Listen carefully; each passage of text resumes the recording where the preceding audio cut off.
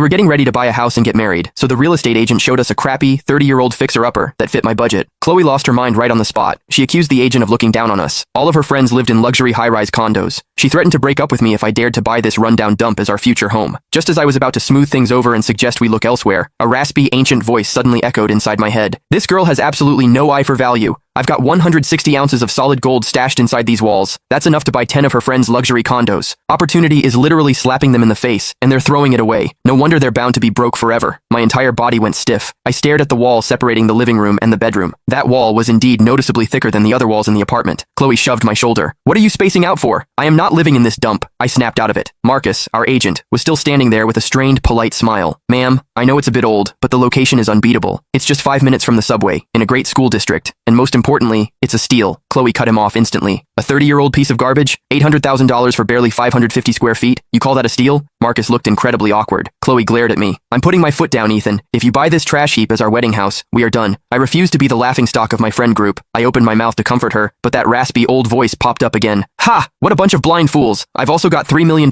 in cold hard cash stuffed in the kitchen ceiling. With the gold in the walls, that's a fortune. And they're complaining about my house being old? $3 million in cash in the ceiling?" I couldn't help but glance upward. This was an old building, but a cheap drywall ceiling had been installed. Nothing looked out of the ordinary. Marcus quickly stepped closer to me. "Sir, do you actually think the place has potential? The elderly owner is in a rush to sell. Her late husband was a senior accountant for a major multinational firm before he retired. He was a great guy, but he passed away suddenly and didn't leave a will. The old lady is terrified of living here alone. She's moving to Europe to live with her daughter, which is why she listed it so cheap. Market value is easily over $1 million. An accountant? How did he get 160 ounces of gold? And why hide it in the walls? What about the rest of the family?" I asked. "Just the one daughter. She's already settled abroad. It's not easy for her to fly back. The old lady said everything left in the house is a bonus. Furniture, appliances, do whatever you want with them. She's not taking anything." My heart skipped a beat. Pretending to inspect the apartment, I strolled over to the thick wall and knocked on it twice. It sounded dull and hollow. Marcus chimed in. "The best thing about these old apartments is that you can remodel the layout easily. This wall between the living room and bedroom isn't load-bearing. Knock it down, and you double the size of the living area. It'll look brand new. Is the price negotiable?" Marcus's eyes lit up. $800,000 is already rock bottom, but man, if you're seriously interested, I can talk to her and see if she'll shave off another 20 or 30 grand. Chloe stared at me in absolute disbelief. "Ethan, are you insane? Are you seriously thinking about buying this trash can? Can't you see the paint peeling off the walls? The bathroom is microscopic, and the kitchen doesn't even have a window. Do you honestly think this is all I deserve?" I opened my mouth, wanting to explain, but there was no way I could tell her about the hidden treasure in front of the agent. Just then, the old voice spoke up again, dripping with mockery. "Still trying to haggle? Do you have any idea how many people are eyeing my place? That bastard Derek next door. He tried to marry Arthur's daughter years ago, just to bleed them dry and steal their estate. He failed back then. But now that Arthur is gone, he's coming for this house. He's scheduling a viewing tomorrow. If you let him snatch it, don't come crying to me." The words spilled out of my mouth before I could stop them. "I actually love this place. Let's sign the contract today."